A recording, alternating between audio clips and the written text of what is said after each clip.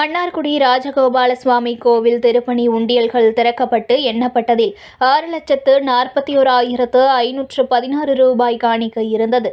திருவாரூர் மாவட்டம் மன்னார்குடி ராஜகோபால சுவாமி கோவில் புகழ்பெற்ற வைணவ ஆலயங்களில் பழமை வாய்ந்த கோவிலில் உள்ள உண்டியல் திறக்கப்பட்டது. எண்ணப்பட்டதில் 6,41,516 ரூபாய் காணிக்கை இருந்தது. இந்து சமய அறநிலையத்துறைக்கு சொந்தமான இக்கோவிலில் 10 உண்டியல்கள் வைக்கப்பட்டுள்ளன. இவை 6 மாதங்களுக்கு ஒருமுறை திறக்கப்பட்டு காணிக்கை எண்ணப்படுகிறது. அதன்படி இன்று காலை 10 மணிக்கு காணிக்கை உண்டியல்கள் எண்ணியதில் 6,41,516 ரூபாய், 26 கிராம் தங்கம், 157 கிராம் வெள்ளி, வெளிநாட்டு கரன்சிகள் ஆகியவற்றை பக்தர்கள் காணிக்கையாக செலுத்தியிருந்தனர். இதில் இந்து அறநிலையத்துறை நாகை மண்டல துணை ஆணையர் ப. ராணி, கோவில் செயல் அலுவலர் எஸ். மாதவன் முன்னிலையில் உண்டியல் திறக்கப்பட்டு எண்ணப்பட்டன.